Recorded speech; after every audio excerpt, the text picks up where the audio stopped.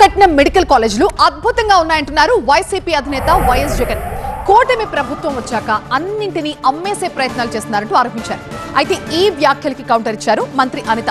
ఒక్కొక్క కాలేజీని చూపించి మరీ విమర్శలు చేశారు.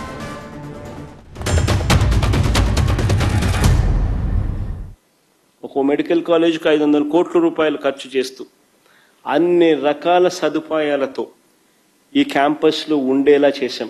రాష్ట్ర అభివృద్ధికి, అత్యాధునిక వైద్యానికి మన రాష్ట్రం చిరునామాగా నిలిచేట్టుగా స్టేట్ ఆఫ్ ది ఆర్ట్ అంటే one of the finest medical కాలేజెస్ని తీసుకొచ్చే కార్యక్రమం చేస్తాం.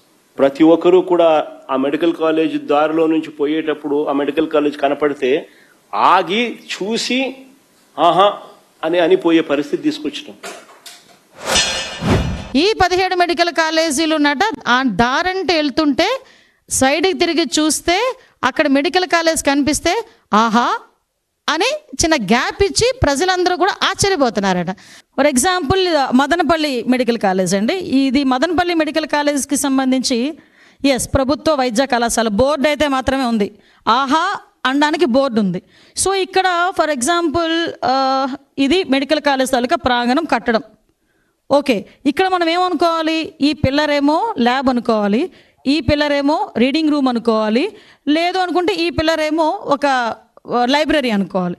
అలా అనుకుంటేనే తప్ప ఇది మెడికల్ కాలేజ్ అన్న సంగతి మన ఎవరికి అర్థం కాదు. ఒకసారి మీరే చూద్దరు కానీ ఒకసారి ఇది మదనపల్లి మెడికల్ కాలేజ్. ఇక్కడ చూసి ఆగి ఆహా అనే వాళ్ళు ఎవరైనా ఉన్నారా? మీ బతుకు చెడ అనుకున్న వాళ్ళు ఎవరైనా ఉన్నారా అండి? సారీ టు సే, నేను కొన్ని పదాలు తప్పట్లా.